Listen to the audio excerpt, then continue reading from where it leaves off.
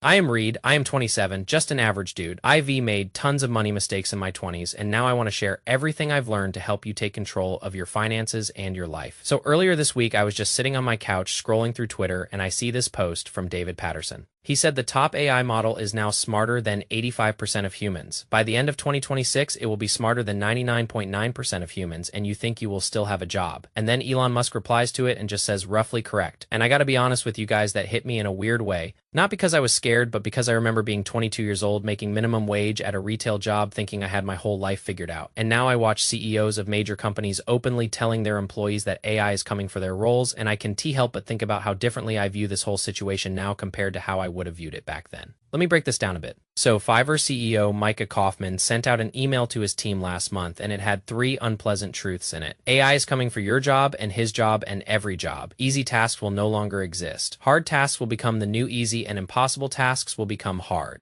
And then on top of that, Shopify CEO Tobi Lutke sent out a company-wide memo, basically telling everyone to become AI first. And Duolingo just announced they are replacing contractors with AI, so I get why people are freaking out right now. I see the comments on these videos and people are genuinely scared. They don't know what skills to learn. They don't know what careers will still exist in 5 years. They don't know if the degree they spent 4 years and thousands of dollars on is even worth the paper it's printed on anymore. And honestly, I feel for them because I was that guy once. But here's what I want to say to you, and I mean this from the bottom of my heart. This is one of the most incredible times to be alive. And I know that sounds crazy when every headline is telling you the robots are taking over. But think about it this way. When I was in my early 20s, I was living paycheck to paycheck. I had credit card debt, I had no savings, I had no plan, I was just existing. And the reason I was stuck was because I believed that the only way to make money was to trade my time for it. Show up at a job, do the work, collect the paycheck, do it again tomorrow. That was the only model I understood, and if that job went away, I would have been completely screwed because I had nothing else. But here is what I learned after I hit my rock bottom and started digging myself out. The people who thrive during times of change are not the ones who hold on to the old way of doing things. They are the ones who figure out the new game before everyone else does. And right now, we are at a moment where the entire game is shifting, so let me walk you through what I actually think you should be doing. And I promise I'm going to keep this practical because I hate those videos where people just tell you to think positive and everything will work out. No man, I want to give you steps you can actually take starting today. So the first thing you need to understand is what it actually means to be AI first.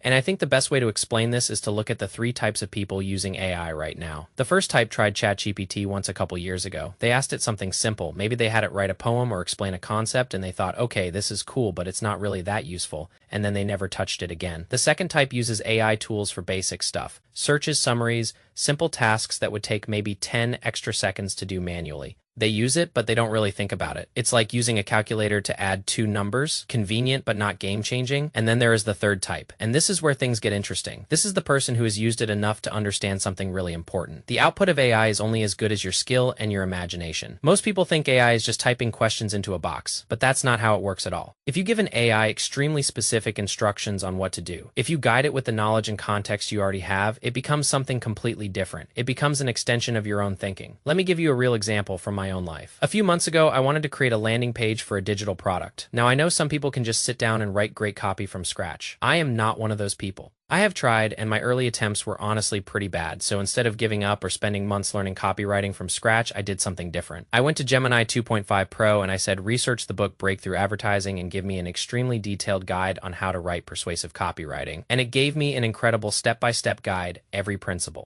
Every psychological trigger, every structure that works. And then from that guide, I created a prompt. And that prompt now acts like a little employee that I can use anytime. When I need a landing page, I just run that prompt, give it my product details, my target audience, the problem I'm solving, and it produces a first draft that is better than what most people could write without any training. Is it perfect number? But it's 90% of the way there. And 90% is a hell of a lot better than 0%. And here's the crazy part. I did not have to learn copywriting to do this. I just had to understand how to extract that knowledge and turn it into instructions that AI could follow. And that skill of extracting knowledge and creating instructions, that is what being AI first actually means. It's not about knowing the latest tool or having the fanciest setup. It's about understanding that AI is a multiplier for your own knowledge, not a replacement for it. So my biggest piece of advice to anyone watching this who wants to be ready for what is coming is simple: practice automating yourself out of work. I know that sounds scary. Why would I try to automate my own job? But hear me out. The next time you sit down to do any task at work or in your personal life, do this, write down the entire process in detail like you were teaching someone else how to do it. Include every thought process, every decision point, every creative choice. Then assume that any part of that process can be done with a prompt and try to turn it into one, test it, see how close it gets, refine it. Keep going until the output is at least 90% of what you would produce yourself. Then store that prompt somewhere safe. And now you have a tool that does that task for you. Do this enough times and you build a library of prompts that handles most of your workflow. Do this enough times and you free up hours of your day to focus on things that actually matter. Do this enough times and you become someone who can work with AI instead of being replaced by it. But here's the thing I want to be really honest about. Becoming AI first is not the only thing you need to do.